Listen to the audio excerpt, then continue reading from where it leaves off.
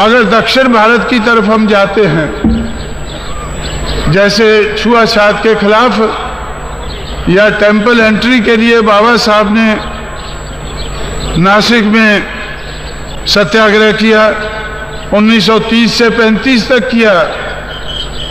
लेकिन उससे पहले 30 मार्च 1924 को नारायण गुरु के चेलों ने केरला में वैकम का सत्याग्रह शुरू किया था। किन लोगों ने किया था? जिन लोगों को आज शेड्यूल कास्ट में वो लोग नहीं है, ईडवा लोग, ईडवा और नाडार। कामराज नाडार का नाम आपने सुना होगा। तो कामराज नाडार उसी कम्युनिटी के हैं। उस वक्त 1924 में नाडार औरतों को तो उनको ऊपर का हिस्सा ढकने की ब्राह्मणवाद के आधार पर इजाजत नहीं थी 1924 तक। 1924 कोई बहुत लंबा अरसा नहीं है। और उन नाडार लोगों को, उन ईडवा लोगों को, जिनकी संख्या आज भी आंध्र केरला में सबसे ज़्यादा है, तमिलनाडु में बहुत है, तो उन लोगों को मंदिर के चारों तरफ जो सड़कें हैं उन पर घूमने की इजाज़त नहीं थी।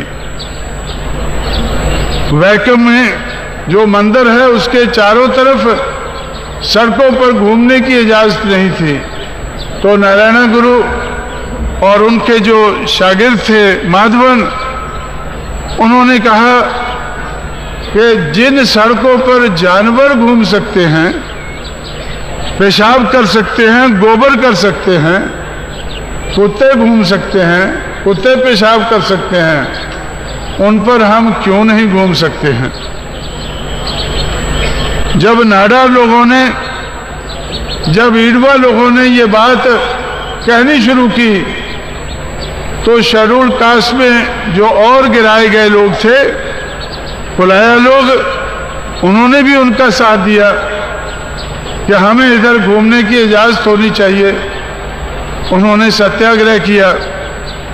जब उन्होंने सत्याग्रह किया तो पुलाया एक नौजवान को,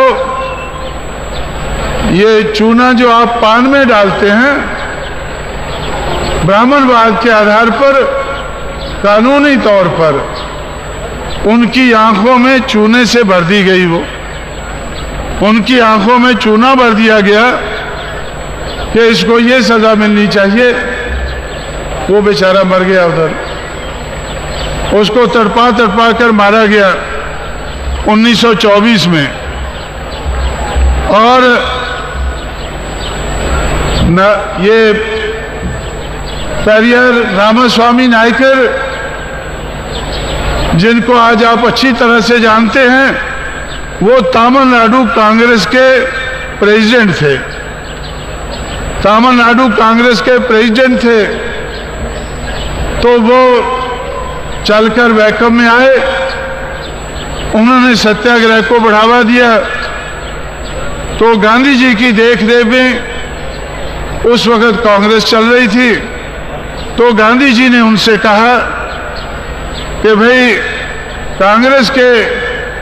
कांग्रेस का कोई आदमी सत्याग्रह में हिस्सा नहीं ले सकता है।